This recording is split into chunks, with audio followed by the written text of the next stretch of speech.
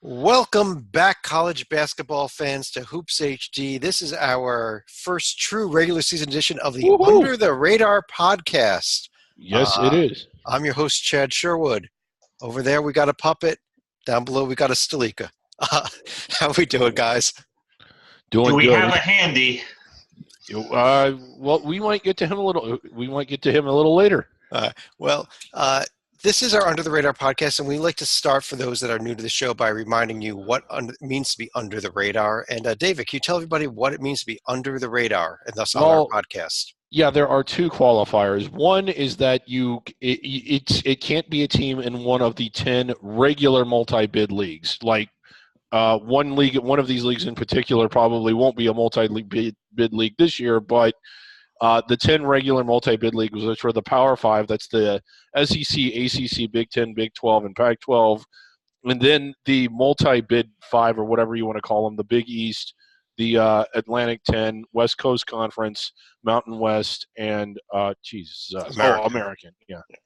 Yeah, and in addition, though, you cannot be a top 25 team, and we actually have a team whose league we're going to discuss tonight, but we cannot mention the team that starts with a B and ends with an O, correct? So the team that starts with a B and ends in an Uffalo. Yes. That team is not under the radar anymore. They are in the top 25 in the AP poll this week. Teams that we are going to discuss, though, will include our team of the people for this year, Savannah State. Yes. And our team of the people from last year. And that's why I really want to start the show off tonight, because if you missed it, I want to put it right up here on the screen. It's the moment of the night last night in college basketball, November 13th, the end of Cal Baptist and Oral Roberts. DePaul with it. A half-court shot is on its way for the win, and he hit it. Oh, my goodness. A buzzer-beating half-court shot.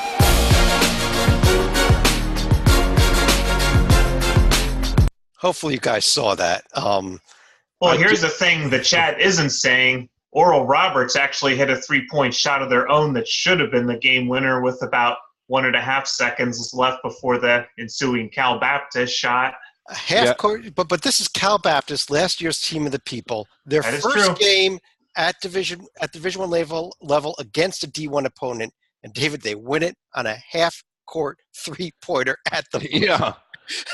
No, they down two. I mean, can you get better than that? No, you can't. And the fact, they've never lost to a D1 team as a D1 team. That's pretty remarkable. That is absolutely true.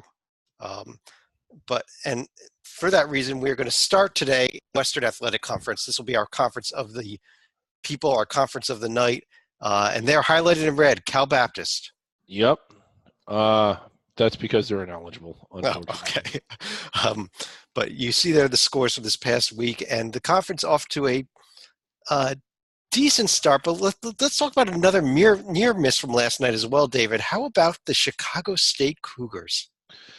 Yeah, Chicago State is. If you don't know who they are, there's a reason for that. They are perpetually absolutely awful. They've had, I think, one or two winning seasons, and that's not even an exaggeration, in the last 30 years. You can typically count the number of Div 1 games they've won on one hand in a given year. One of the worst programs, arguably the worst, maybe not even arguably, in Division 1. So bad that if you figured if they went down to D2, they would struggle to make the tournament even at that level. So really bad, and they had gotten off this year. I think Indiana beat them by 50 or whatever it was, and somebody else beat them by about the same. Going into Illinois State, who we thought was at least, I think, an NIT caliber team, maybe better. A huge gap. I mean, there's like 280, 290 teams between these two teams, maybe even more. It would have been a remarkable upset. Chicago State on the road, by the way, going down there, leading for most of the game, and with 3 minutes to go, they had a 5-point lead, but just couldn't hold on. To call it a bigger upset than UMBC over Virginia is probably overstating it because of the importance of that being an NCAA tournament game, where this is just a regular season out-of-conference game in November. But I think it would have been a more surprising upset. Is that fair to say?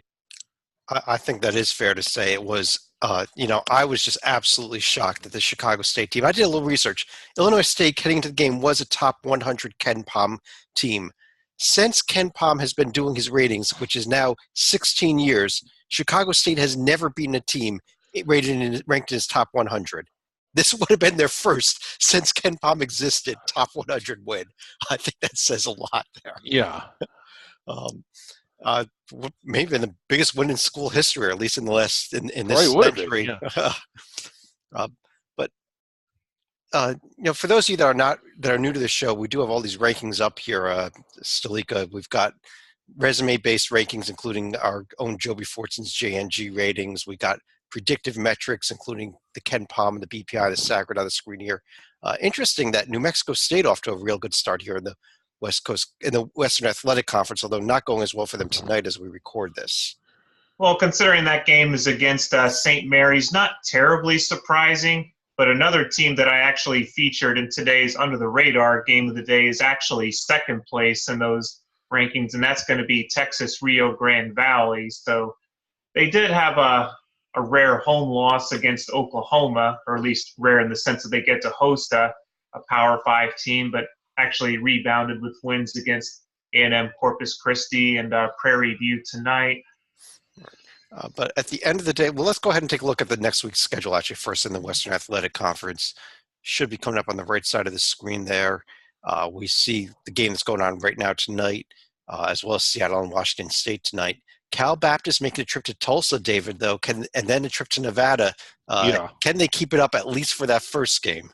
I would love to see them beat Tulsa in Frank Haith. It's just the righteous team against Frank Haith. That would be a fun one. I think they can. And Cal Baptist, let's reiterate this. This was a very good Division II program. So if it weren't for the 4 years I think the 4-year transition is actually holding them back. If it were 1 year or 2 year, I think they'd step right into it. Don't be surprised. I don't think they're going to win the WAC. I mean, I don't want to get too carried away, but they're not going to be at the bottom of it. And they can certainly play with teams in the 150 to 300 range of Division I easily. Hashtag Lancer waiver. Yes, Lancer waiver. And then 24 hours later, we also have the first leg of the New Mexico State-New Mexico rivalry. Yep. They got it down to 8, by the way. If you're not watching that game, they've cut the lead in half. All right, so we'll keep an eye on that. Maybe New Mexico State even comes back and wins. We'll probably have a final before we go off the air tonight. But let's go back to the beginning of the conferences. The America East. Take a look at what's happened so far in this conference, and Vermont picked up a real nice win at BU. Lost on the road to Kansas, which is nothing wrong with that. No, look at some of these numbers here. The early metrics, 8 in the RPI currently, for example. Yeah, well, I mean, and if you watch the Kansas game, they were right in there. I mean, in the second half, I think they were tied at one point. So a really good showing. Another team I want to point out here, Chad, is the one that's right on top here. Stony Brook going 2-0 in bye games. Now, that's not that unusual if you're the team that's doing the buying, but they were bought. They went to George Mason and won, and they went to South Carolina and won, wasn't it? Yes, it was right there on the top on the Friday night game there. Yeah, now beating George Mason, beating any A-10 team in a bye game is becoming a pastime this year. But a real good start for Stony Brook, a team that we didn't think was going to be at the top of this conference, but a real good start so far. Well, and if you look at ESPN's strength of resume there in the middle there, 4th in the nation. I mean, again, these are very skewed numbers, these resume-based metrics this early in the season, but it shows that this is a team that won 2 bye games on the road is what it did. That shows. Right, yeah. Which is probably why Joby is also putting him in his top 30 as far as his initial rating system. Yeah, well, they were on my 3 line.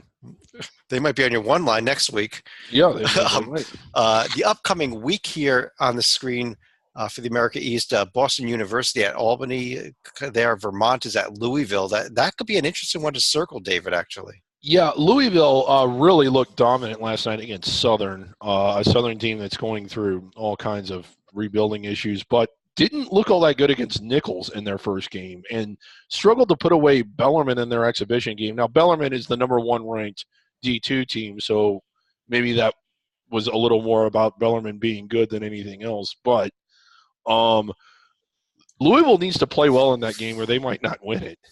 And John, next Wednesday night, Yale at Vermont. A couple of Yale got the big one over Cal out in China. In Shanghai. Shanghai, yeah. And this would certainly be a winnable game for Vermont here. I think this is going to be their first home game against a D1 opponent, if I'm not mistaken. I believe you are correct there. Yeah, and real quick, that game out in Shanghai, we sent them 2 pretty bad teams all the years that they've been doing it out there, but they sent them 2 teams that didn't steal anything. So, there was a little bit of a trade-off there. That's a pretty fair trade-off, actually. It's very rare that teams go out there and don't steal something these days. Right. But the Atlantic Sun, another team in red there, North Alabama, our other transitional team. Liberty, Lipscomb, and NJIT, another former team of the people off to undefeated starts so far. Liberty hasn't even played a D1 foe yet, though. But, John, your thoughts on what we've seen out of the A-Sun so far? Got to be quite impressed with the original team of the people because they've had a couple down years after making it to what I believe was the CIT Final Four for 2 years straight under Jim Mangles, who has since moved on. But getting a nice road win at Binghamton, along with a win against Brown and a non-D1 home win. Yeah, we really haven't seen much from this conference. I'm interested to see how Liberty plays out in the new conference here as the season goes forward, though they were among my picks to contend for the top of the conference, although I think Lipscomb was a consensus winner of the conference in our preseason. Lipscomb's really good. So I still like them. As we record this right now, Stetson is getting crushed by USC, but the rest of the upcoming games for the week, including coming up tomorrow night, John, you've been doing our under-the-radar games of the day so far this season. Is the Battle of the Boulevard, round 1, your game of the day for tomorrow? If it's not going to be tomorrow, it's certainly going to be down the road when the second game is going to be played at Belmont. Yeah, absolutely one of our favorite rivalries there coming up tomorrow night, though, David. And what's interesting is that Lipscomb finally kind of turned the tide a little bit. Belmont, it was a one-way rivalry. Belmont just dominated. But not only did Lipscomb get some wins, Lipscomb's really built their program up. So these aren't just right. These are 2 conference front runners. Is kind of what we have here. Yeah, a couple of the games I'm looking forward to this week. Also, South Dakota State, good road test at Gulf Coast, and Lipscomb again at SMU coming up on Saturday. That is a winnable game for the Bison, I think. It is. SMU better watch out. They've already lost 1 at home. All right. Beyond the A-Sun, let's move over to, I think we got the Big Sky coming up next. There it is. We've got a bunch of teams still undefeated, but they've been doing it against non-D1 foes. Although that Montana win over Georgia State on Friday night was a pretty big one, David. Yeah, it was at home, and obviously that gives you a big advantage whenever you're playing at home. But, Georgia State's legit, and Montana got a nice win against them. Looked pretty good, too. I guess we should also note that as we record this, Montana State, who's down there at 1-2 so far in the season, at Colorado State, a very difficult place to win, is in a 2-point game with about 5 minutes left. So kind of surprising, actually, especially Montana State that lost by about 500 points to Indiana earlier. Right. Well, now Marquette losing by about 300 points to Indiana, so maybe Indiana's just really good. Another thing that's shocking, building full tonight out in Colorado State. They've been having attendance issues, but not tonight. Good deal for them. And another thing to note, a former Centenary winner in Southern Utah is also 2-0, including 1 D1 victory at San Jose State. And John, there's the upcoming schedule. Southern Utah, this weekend they're at Seattle. They can make that. They could pick up another win there, I think. Yep, that would be the smallest bandbox in NCAA, while Seattle has a Key Arena being renovated this year. Are they even smaller than Charleston Southern? That's what I'm hearing. Okay, I know it's tiny where they're playing this year, but hearing about 800 and 900 seats wherever they're playing. I thought that's all they had at Charleston Southern, but yeah. They got some new folding chairs in there, and they Okay. increased the overall attendance by about 20%. They doubled it by bringing in 3 new seats. Yeah. David, the Big South, 2 teams off to undefeated starts include. Let's talk about what happened tonight in South Bend, Indiana. Yeah, big win for Radford. We like this Radford team, and we weren't all that big on Notre Dame, so it wasn't too shocking, but it's definitely worth noting. But a real nice early season win for them, and off to, I think it's a 2-0 start overall. I think that's their second road win, isn't it? I know they beat Illinois Chicago at home. Oh, that's right. So the other game was a bye game at home, so I think it's the first road win. And then Longwood going to Richmond and doing what everybody's doing this year, beating A-10 teams on the road. Yeah, that's not a big shock there. Yeah. Upcoming schedule here in the Big South should be flash up on the screen here in half a second, and includes John. I don't know. Is there a game you're circling here for this week? Boyce. I'm actually looking at the Longwood games here to see how long their streak can go. Probably going to beat Delaware State at home, but will their first loss come at Charlotte, or will their winning ways continue? David, the game I'm circling is going to come up next week on Tuesday night there. Radford at Bill and Mary. Yeah, that one's going to be a good one. A real good Bill and Mary team. We'll get to them in a second. And I would also highlight Winthrop at Kentucky as well. You can highlight it, but that's about all you're going to do, John, because by about 5 minutes in, I expect the game to be over. But this is not Duke. This is Winthrop. Yeah. But John, let me stick with you here, and we go over to the Big West, where we have one team left undefeated, but it's a very good team, I think, and it's UC Irvine, including that big win at A&M. You're sure you're not going to mention their big win against Life Pacific? If you want to talk about the Life Pacific, John, I'm going to give you 3 minutes. Give us all the details of the game. No, that's where we would need the buzzer. Yeah.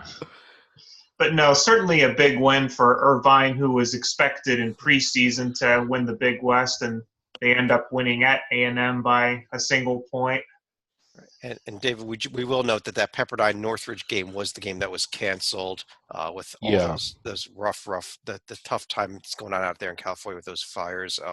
Has that been canceled, or is it just postponed for the time being? They might get rescheduled. They haven't all right. announced. And I do have something real quick here, Chad. If I could get off if you could give me the screensaver. It's just some stats from the game, and particularly the unbelievable play of this man for Irvine. Specific conditions.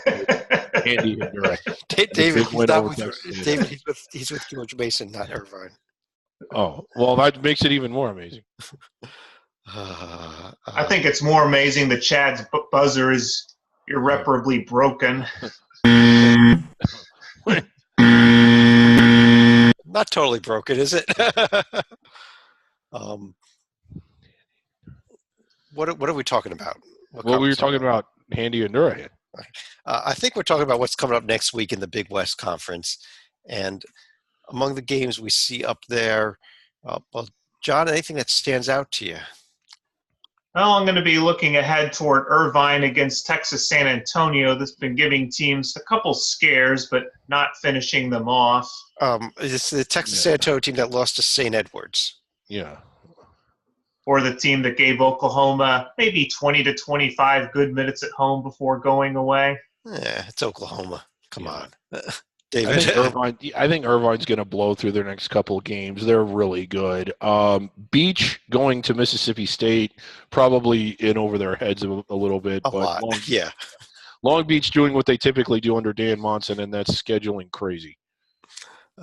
Okay. Next league up is going to be the Colonial, and this is a league that has already made a little bit of noise as well.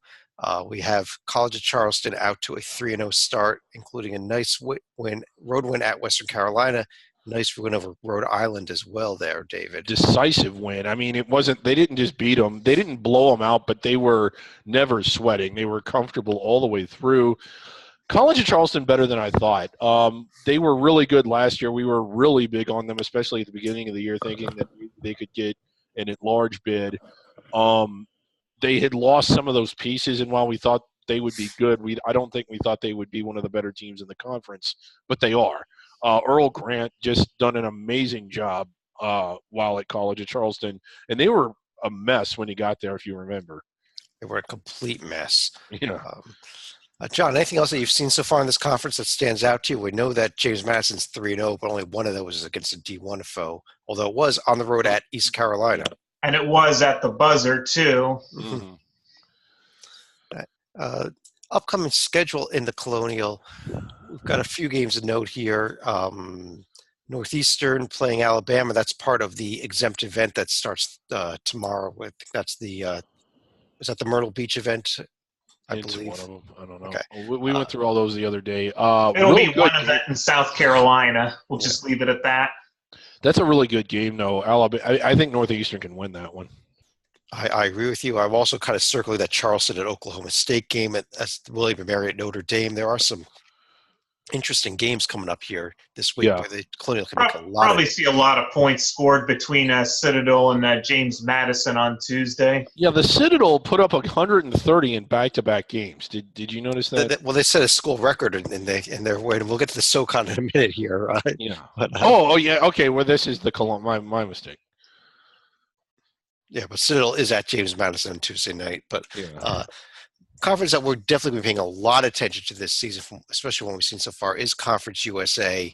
And we could start with teams like Louisiana Tech and Western Kentucky, but then you throw in Marshall, then you throw in teams like Florida Atlantic with the big win at UCF that I still haven't figured that one out. David, I mean, this is one of the best starts I remember for CUSA, at least in terms of a first week in a long time. A real long time, and you wonder if they can keep it up. This is kind of what you normally see out of a league like the A10 or the West or the Mountain West. These are really good numbers, and these aren't bye games. Well, they are, but they're not. They're not just eating off of the pastry cart at home. Florida Atlantic going to USC or UCF and winning. I'm sorry, La Tech going to La Tech going to Wichita State, ending a big winning streak there. Southern Miss going to SMU, ending a 33-game winning streak there. North Texas winning twice on the road, including out at Hawaii. I don't know what UAB's done. But yeah, I mean, you have multiple teams getting not just road wins, but notable road wins. Or in the case of Charlotte, also beating Oklahoma State out of the Big 12 at home. I'm going to do something that we normally don't do during the show and pull up a non-under-the-radar conference standings. Here is the A10 standings, though. You have 6 teams left undefeated in there and 4 teams without a win. Right back to Conference USA, compare this. More undefeated teams, less winless teams. It's better than the A10 so far, David. Yeah, and their wins are better. Like the A10, the games that they've won have been at home. This is easily the best conference.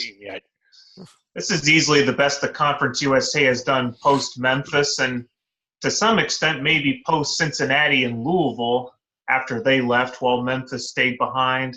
Yeah, another game we didn't even mention, Charlotte with that huge last-second win, huge come-from-behind win over Oklahoma State.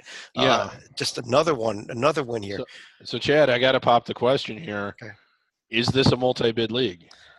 Well, if you had to do it right now, if I was doing the bracket like you do every week, David, I would probably have at least 2, maybe 3, maybe 4 CUSA teams in right now. I think there are 4. It's North Texas, La Tech, Florida Atlantic. It's at least 3. Western Kentucky, maybe Southern Miss. I mean, there's cases that can be made today for that type of thing. And look at things like the JNG ratings. Number 9, the number 10 team, 2 teams tied for 36. Those are 4 teams right there. Right.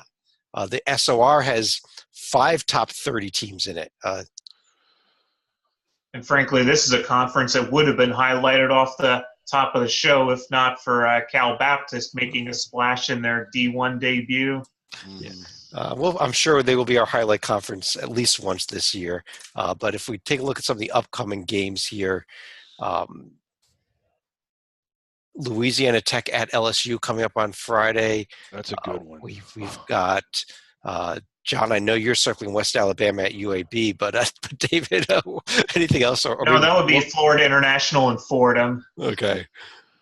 That La Tech LSU game is going to be really good because that is a really big test for Louisiana Tech. They've been tested at Wichita State already, but this is another one. LSU really strong at home. I think that's the one by far that I'm looking forward to the most. Everything else, Longwood at Charlotte. Anyway. Okay. David, you can enjoy that game. I am, on the other hand, going to talk a little Horizon League hoops as those standings come up on the screen. And we could talk about only undefeated team left is Northern Kentucky. A little disappointing here. Wright State, I believe that they lose tonight as well. No, they lost to Murray State over the weekend. Okay. Yeah, I got a nice win kind of against Toledo tonight, but really looked bad on Saturday, which was kind of surprising considering how good we thought they were going to be. And I still think they're going to be good. They just had a bad night, but wow, it was bad. Now, to follow up on Wright State, our colleague Rocco Miller was actually covering the Toledo at Wright State game, which the Raiders won by 10. Oh, he was there? He was there. Wow. Yeah. But the game of the day today, not Wright State Toledo, but actually IUPUI going into Boston and knocking off BC. Well, first of all, John, it's UEPUI, so let's get it correct. But David, BC, an ACC team, BC actually struggled in both their first two bye games. They were down at the half against Milwaukee and down at the half against was it St. Francis Brooklyn? They were down at the end tonight. Yeah. And again, Boston College, one of Joby's favorite teams. I'm just not saying it. Okay, yeah. And losing at home to IUPUI, who is not supposed to be one of the top teams in this conference, is not going to help one bit. Upcoming schedule in the horizon. Detroit, a very winnable game tomorrow night at California, among other games, even though Detroit's out to an 0-3 start. We got to mention Mike Davis's son there, who scored 30 points in each of the first two games and 20 against Butler over the weekend. Mm-hmm. Anything else you're looking forward to, David? Not especially. There's nothing that's really jumping off the page. Bradley at UIC might be kind of good. Not even an Arizona Fall League between the Brewers and the Reds on Friday? Yeah. Oh, Wright State going to Penn State. I just saw that one. That's a good test for them. Okay. Yeah, there it is. Milwaukee at Cincinnati. That's baseball, yes? Yeah. Okay, baseball. We got the wrong sport. We're doing Major League Baseball. Welcome back to the MLB HD report. Let's go on to the Cincinnati is definitely under the radar. Ivy League, Penn with a great start, John. They picked up the huge win at George Mason. They also since then beat Rice and beat Lafayette convincingly both those games. Yeah, they're certainly looking like a favorite, and they were also hanging the banner for their Ivy League championship last year during their victory against the Leopards of Lafayette. And David, Harvard with a nice road win at UMass, although they did lose a home game against to Northeastern. Yeah, but Northeastern, a pretty good team. Beanpot rivalries, but a real nice win for them at UMass. That game is – they always play it seemingly early in the year around November, and it seems like it's always a good game. The last 3 or 4 years, if I remember correctly, it's come down to the final minute. So that one's kind of fun. Now, is it a complete round-robin Beanpot? Because I know it is, at least as far as the hockey tournament. Unofficially, yeah. Like it's UMass is not in the Beanpot. It's Northeastern, Boston U, Boston College, and Harvard. Yes, but I believe they all play each other every year. Yeah. Upcoming schedule here in the conference. Penn is hosting Northern Iowa. Princeton, interesting road test at Lehigh. Harvard at Rhode Island. There's some interesting games of Ivy League teams this week, quite frankly. Yeah. Including that Yale at Vermont game. We already mentioned that one earlier. Harvard out at San Francisco coming up on Wednesday. Yeah, real regional matchup there, Boston, San Francisco. Yale at Memphis also. Keep an eye on that one. Yeah. But let's go on to the Metro Atlantic. Not yet. Almost to the MEAC. Not quite to the MEAC, but at the MAC with 2 A's. Only undefeated team is 1-0 Canisius. So not a very good start for this conference so far.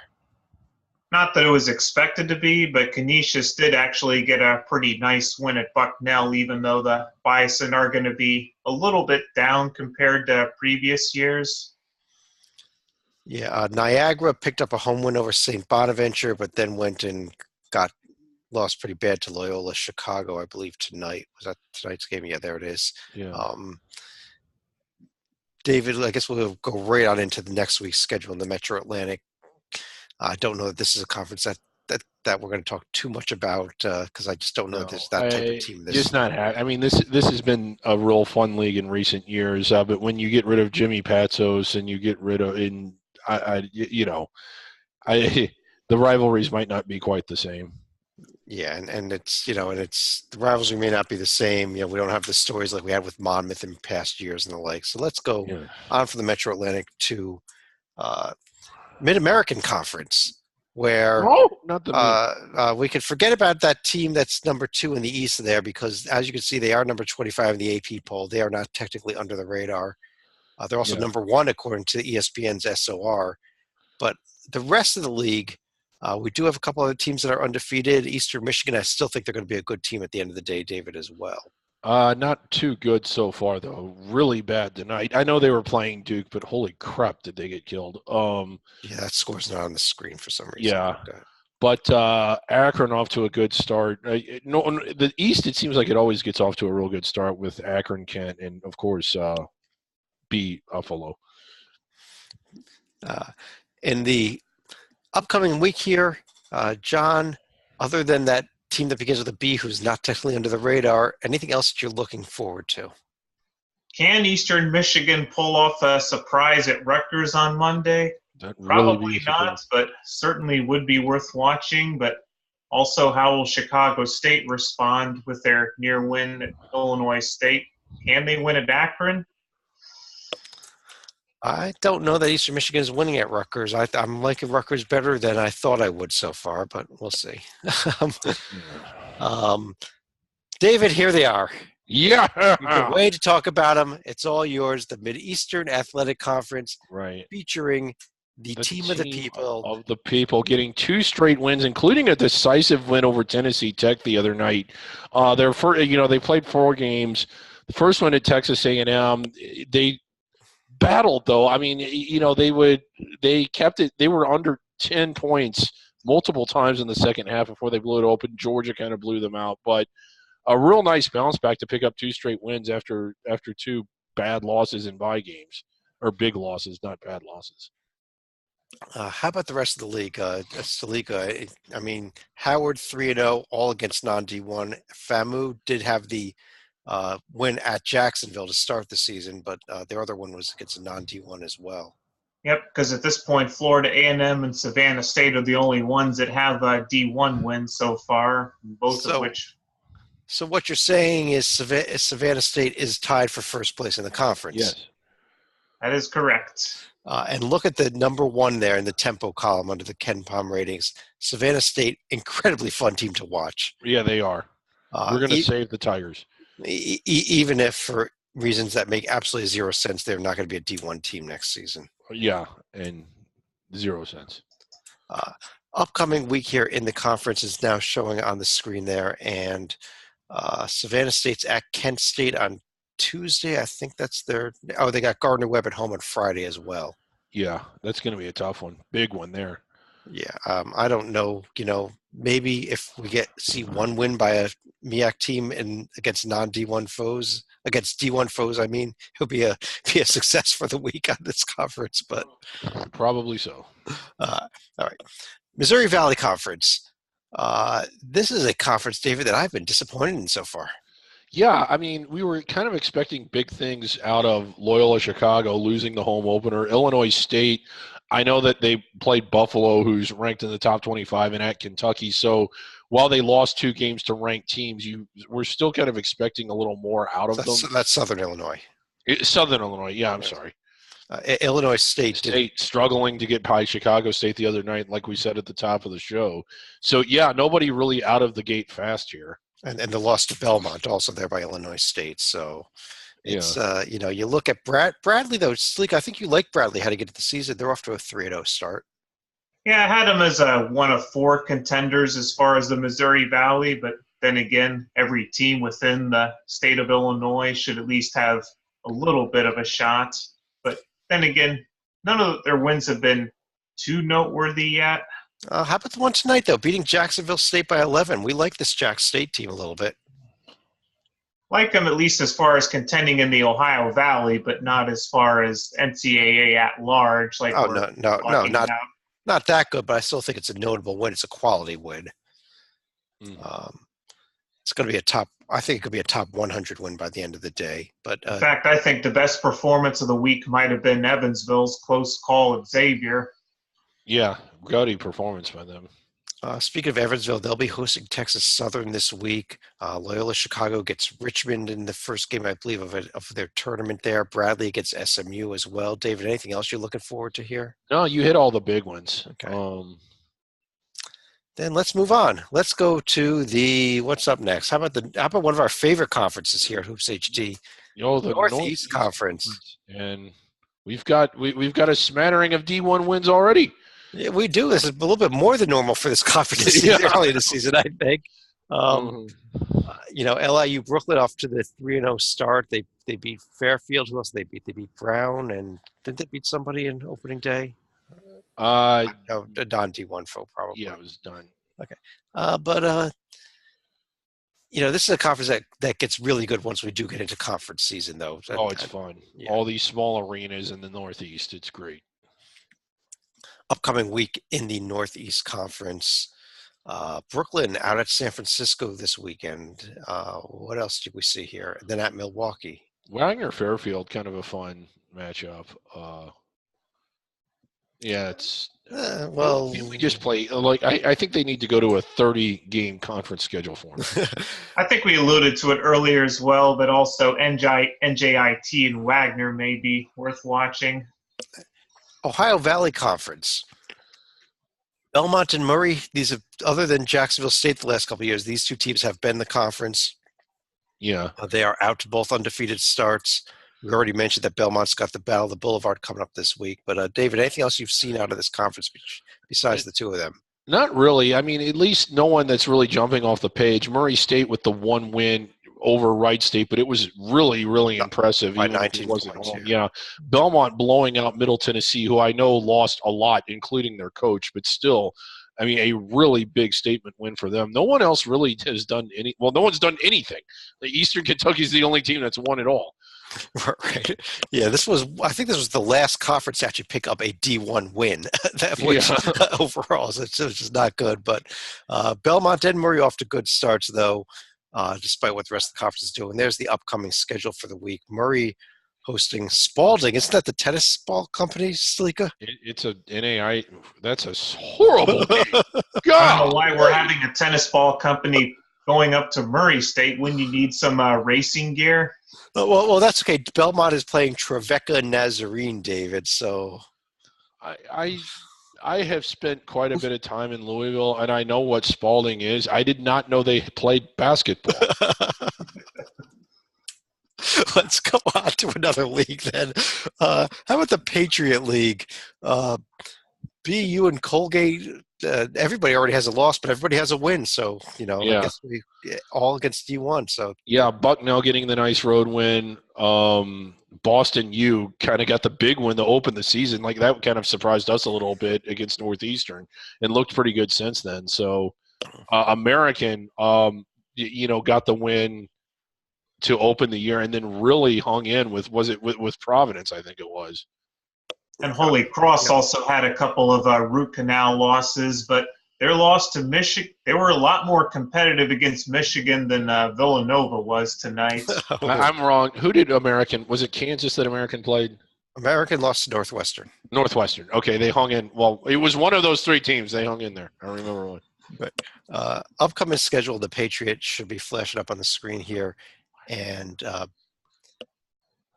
I guess that was tonight. We had BU at Albany. I guess we just don't have a score on that on the screen at the moment. So, But, John, what are you looking forward to in this conference? Pain. This time of the year. There's winnable games here. Lehigh at Siena, Army, for example. But let's go ahead and move on to a league that's not any better. That's a little bit better here. We'll go to the Southern Conference. Oh, yeah. Okay, yeah. So I thought we were coming up on another one. Okay. Real good start here for Furman. The big win up at Loyola. Then they sweat out Gardner Webb to get the win last night. Overtime win. Off to a 4-0 start, despite us thinking they would be the worst team.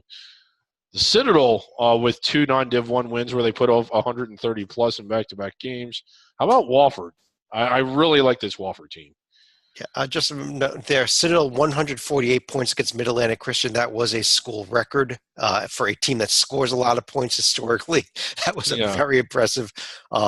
And how about tonight, though, David? Samford defeated Tim Miles. Yeah, just a shocking result. Well, Tim Miles was in another state, and I think that held him back a little bit, but still. Well, I guess scoring 57 points when you're not even in the arena is pretty impressive. Yeah, it was. I mean, John, upcoming week here in the Southern Conference, Wofford at Stanford. Also looking at East Tennessee State going to Winthrop. They had a missed opportunity at Creighton where they had a 12-point lead in the second half, but were not able to cash that one in. But if we're looking for another game where the point total will be pretty high, VMI at Kentucky. VMI Kentucky. Citadel at Texas. Citadel at James Madison. Who knows? Those are not going to be wins. No. Okay. Prairie View is off to a pretty good start at Greensboro Monday night. We'll talk about Prairie View here in about a minute. But in the Southland Conference, David, this is all you. Well, we've got Abilene Christian who managed a D1 win, undefeated on the year this year, and we've also got, how about Houston Baptist coming in with the win? Well, who's next? Nichols has probably been the most impressive team, at least that I've seen. SFA probably still the favorite. Yeah, Nichols had the road win at Idaho, so that makes them probably the most impressive team in the conference. Upcoming week, there's a bunch of games. I don't know that there's anything worth watching, but we'll be watching them anyhow. Yeah. Okay. Let's But I think after the 1-point win by SFA over Southern Assemblies of God, can we get them at least 1 or 2 more Southland teams? Jesus, yeah. Okay, let's go on to the Southwestern Athletic Conference. I just mentioned that Prairie View team with one of 2 D1 wins. The other one, that Texas Southern win at Baylor to start the season. Prairie View won at Santa Clara, and then it's a bunch of losses and bye games, and it's wins over non-D1 teams. And it's pretty much going to be that way until January. So on that note, if you want to see what's coming up in the SWAC next week, you can look on the screen there. It'll be there for about 3 seconds. Enjoy it. Actually, Prairie View at Lamar may want to circle that one. I don't know. Yeah, nice little Texas matchup there. Okay. In the Summit League, we got a team here that we really like, David. Yeah, this South Dakota State team off to a really good start, as you would expect. Really good win in their first game against Grand Canyon. And some big tests coming up. I know we'll get to that in a second. How about Denver last night really playing well on the road against K-State? Denver against K-State. Oh, that was Monday night, yes. Monday. Yeah, okay. Monday night they did lose by 8 points, but they were right there against a very good K-State team. Yeah. South Dakota, North Dakota, both undefeated, although not really tested yet. Upcoming this week, John, in the Summit League, Oral Roberts trying to make up for that loss and on the road at BYU. That's not going to be an easy one. North Dakota State will have to keep an eye on when they go to Mother Miami. And South Dakota State, a couple of tests at Gulf Coast, and they played Tulane, I believe, in the first round of their exempt event coming up on Monday. Mm-hmm. Last but not least, the Sun Belt. Certainly not least. Where's the Sun Belt? Well, David, you want to talk a little bit what happened with Georgia Southern last night? Well, they were down by 20 at the half, and I think what did they score? 65 in the second half, and just blew past a George Mason team that I don't know what's wrong with George Mason. They're about to be relegated 2 under the radar. Well, David, quite frankly, when you have that type of second half breakdown, I might have to blame your strength and conditioning. Yeah, I mean, you kind of have to you have to put that. I don't have the screen share up, but you kind of have to put that on strength and conditioning coach Andy Handurahan. Very bad night for Handy last night. Yeah. But John, Georgia State also off to a solid start. Anything else you've been looking at in this conference? Their only loss was a respectable one over at Montana. Appalachian State also has a missed opportunity against Alabama, but ended up losing by 8 in the closing minutes. And take a quick look at some of the upcoming games here in the Sun Belt before we move on to something else. David, anything that really stands out for you here? Southern Miss at Troy, just to see if they can pick up another big road win. But that's more on the Southern Miss side than the Troy side. Georgia State and the Bonnies at the start of the exempt event there. I think that's an easy win for Georgia State. I think it is too. Yeah. Just a couple quick score updates. Not you all know this already because you're watching this on tape delay, but live on tape delay. St. Mary's did beat New Mexico State tonight. Colorado State did hold on over Montana State. We discussed those earlier. On that note, let's go to how about our top 10 list? Yeah, the top 10. There it is. November 14, 2018 top 10 list. John, what do you think about the top 10? No final thoughts on the top 10. No final thoughts. Well, why don't we reveal them actually? We don't have any honorable mentions this week because we were a little bit late in getting going tonight. But coming in at number 10 is Marshall, the Thundering Herd. One of those CUSA teams that we talked about. They've picked up a couple road wins, I think, off to a pretty good start. They were around a 32 team a year ago. At number 9, we've got Murray State, one of those OVC teams that we talked about, off to a really good start. Yeah, and nobody else in the league is, but Murray is. Well, other than the team Belmont, above them, Belmont. Yeah. So those are the 2 OVC teams that we do like so far. Coming in at number 7, we've got Radford off of the strength of that win tonight. Look at that. Live updates. They win tonight. They make it to number 7. Yeah, real good for them and a big road win. And that was their 3rd all-time win against the ACC conference tonight. Yeah, Furman kind of struggled, like we said, in their second game, but they did win it, and they got the big win at Loyola Chicago. Yeah, they're at number 6. Coming in at number 5, we've got College of Charleston off to a very nice start there in Conference USA. Yeah, and Colonial. The Colonial, and in the Colonial, have they looked better than Northeastern so far? I think they have. Penn, the Quakers at number 4 on the strength of that win at George Mason and being undefeated there in the Ivy League. Huge start to the season for the Penn Quakers. Yeah, and I mean they had the win at George Mason, but then they had 2 decisive wins after that. Number 3, we're really high in this Irvine team this year. Love this what we've seen so far, that they could have been number 1 on this list, but for the top 2 teams. Yeah. Number 2, Louisiana Tech, another team with a great start here out of Conference USA. Yeah. And the number 1 team is South Dakota State. Yeah. Mike Dahlm there at South Dakota State. That's our under the radar top 10 list for November 14th. On that note, another team to mention, if we were going to mention one, would be Stony Brook with their 2 road wins. They would have been an honorable mention, except we were, like I said, running a little late tonight. Yeah. But on that note, let me run through both of you here. Any other final thoughts, John? If we're mentioning a school like Fitchburg State and Kewan Platt, either something really good happened or something really bad happened. And unfortunately, this would fall into the category of very bad because he has been suspended indefinitely by the school and currently off campus because of a very ugly elbowing incident late in one of their games on Tuesday night. Yeah, if you didn't see this on the web today, it was on all over some of the web pages everywhere and all over Twitter. It was a flying elbow at the player for the other team, and it was, I mean, absolutely should be suspended indefinitely. Absolutely should be off of campus, out of the school. David, he may. I think they should consider pressing criminal charges against him. I mean, that's how egregious it was. It was one of the uglier, and again, like it was one of the dirtiest plays I'd ever seen in a basketball game, at least at the college level. It wasn't that 2 guys got in a fight. Not that that's okay. It isn't.